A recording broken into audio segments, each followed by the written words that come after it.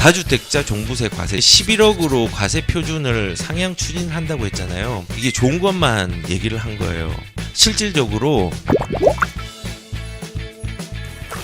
일단은 정부의 방향 자체는 2020년에 공시가를 적용을 하고 그 다음에 공정시장 가액 비율을 하향을 해서 보유세에 대한 부분, 특히 종부세에 대한 부분들 좀 많이 낮추는 방향으로 가겠다라고 우리 추경호 이제 부총리께서 경제부총리께서 얘기를 하셨죠. 그래서 뭐 이렇게 하면 종부세가 예를 들어서 공시가 합산해서 기본 공제라는 걸 빼요.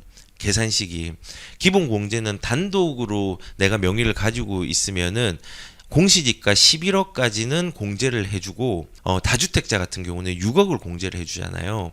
이렇게 종부세 계산할 때 내가 뭐 15억짜리 집을 가지고 있으면은 공제가 혼자 있으면 11억을 공제해주고 이 공제해준 거에서 공정시장 가액 비율을 곱해주는 거예요. 그렇게 곱해준 과세 기준을 세율에 이제 곱하면은 세금이 이제 계산이 되는 거예요. 특히 이제 종부세가.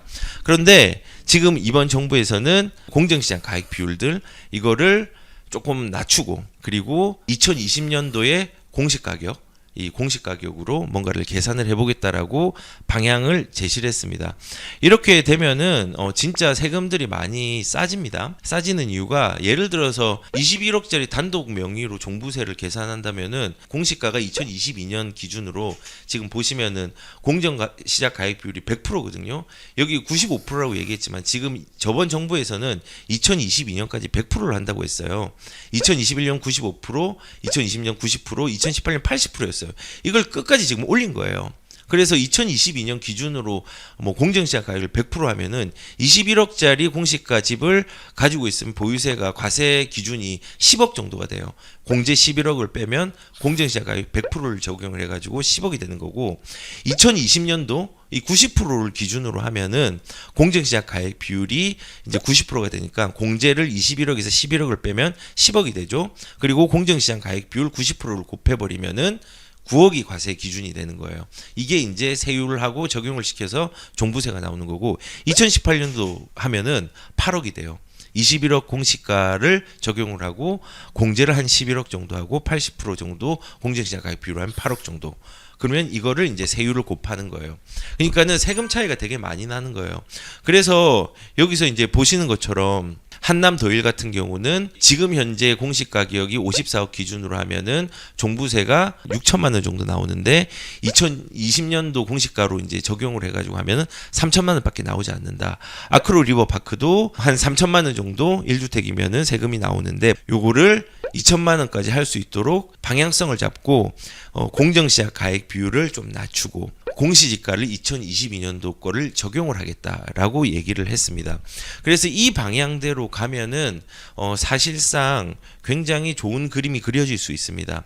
그 그림이 그려진다는 것은 조세의 전가를 막을 수 있는 방향도 생기고 다주택자들이 부담을 조금 덜어주는 역할들을 크게 할 수 있습니다. 근데 이런 게 있어요. 사실은 지금 문제는 과거의 정부에서 정말 문제를 많이 냈던 게 시가가 너무 많이 올랐으니까 공시가도 올라, 시가도 올라, 공정시장 가격도 비율도 올라 이거 너무 많이 올린 거예요. 그래서 이번 정부의 목표는 내가 법에서 정한 부분에서 내리자예요.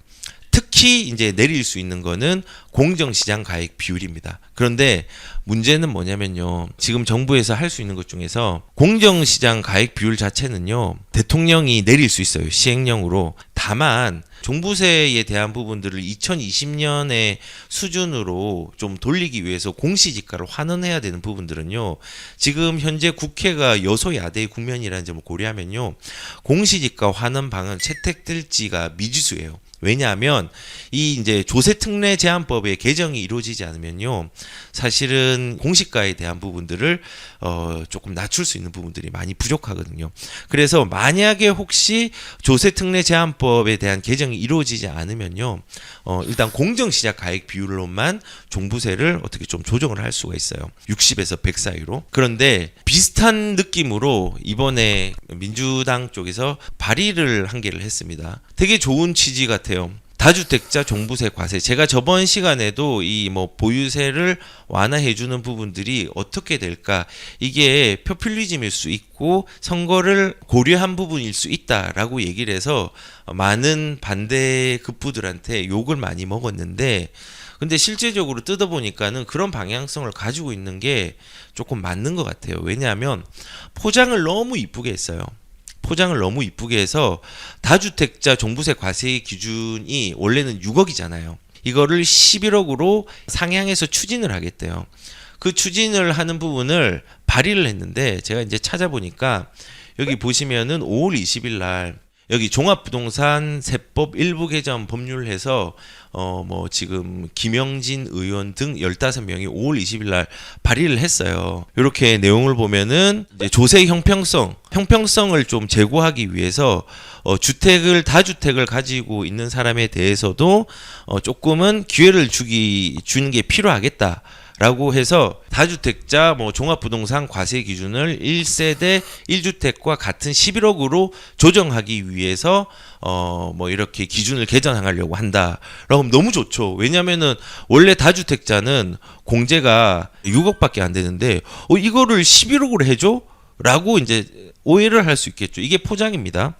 보시면은 지금 여기서 나온 것도 1주택자와 같이 11억으로 완화하는 내용으로 종부세법을 개정을 포함하겠습니다라고 얘기를 했는데, 이게 좋은 것만 얘기를 한 거예요.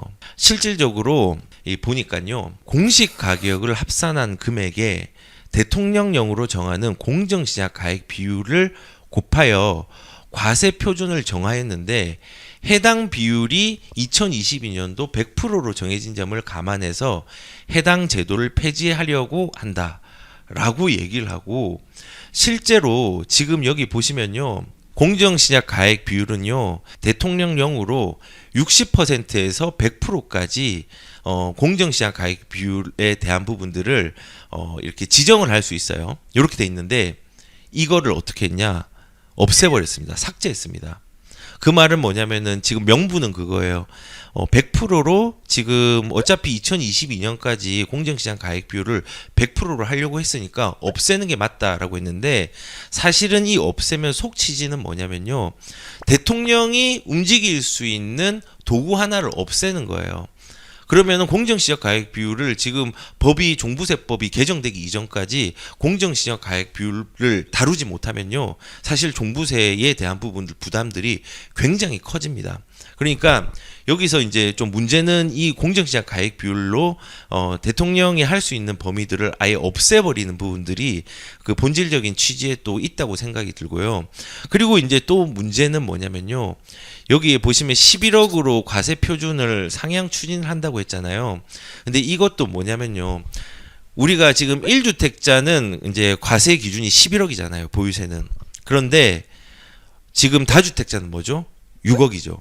그런데 과세 기준하고 1주택자는 과세 기준도 11억이면서 공제 기준도 11억이에요.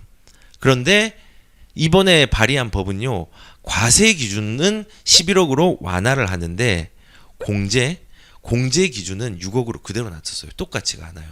그러면은 의미가 없어요. 오히려 그냥 이게 11억으로 같이 해주는 게 아니라 별도로 했으니까는 어차피 공제받을 수 있는 부분들 많이 없어지는 거예요. 그런데 여기서 의미하는 바는 뭐냐면요, 11억까지 상향을 추진하면요, 종부세를 내는 사람들, 납부 대상자의 숫자는 줄어들었어요.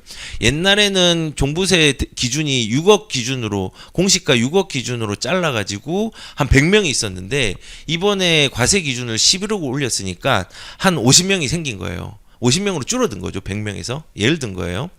그런데 이렇게 줄어드는 대신에 문제가 뭐가 되냐면요, 다른 의미에서 다주택자 종부세에서 공정시장 가액 비율을 삭제를 했잖아요. 삭제를 했다라는 건요, 종부세의 비중은 훨씬 더 커졌어요. 많이 어렵죠. 그래서 결국은 어떻게 되냐면요, 만약에 이게 이제 발의의 기준이고 이게 이제 계류되는 경우도 많고 하겠지만은, 어떻게 될지 모르겠지만 실제적으로 민주당 측에서 마음을 가지고 이거를 추진을 한다고 하면요, 의석수가 바뀌기 이전까지는요 굉장히 많은 보유세를 부담할 수 있는 상황이 생기는 거예요. 다만 보유세를 내야 되는, 종부세를 내야 되는 대상자는 뭐 10명이 있었다면 한 5명, 6명으로 좀 줄어들겠죠.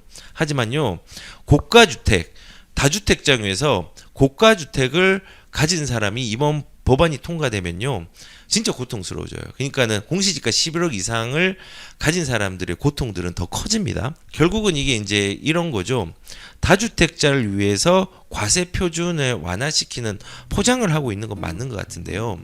궁극적으로 좋은 물건, 상급지의 물건, 고가 물건을 가지고 있는 다주택자에겐요, 아주 더 불리해지는 상황이 될 수 있는 거예요.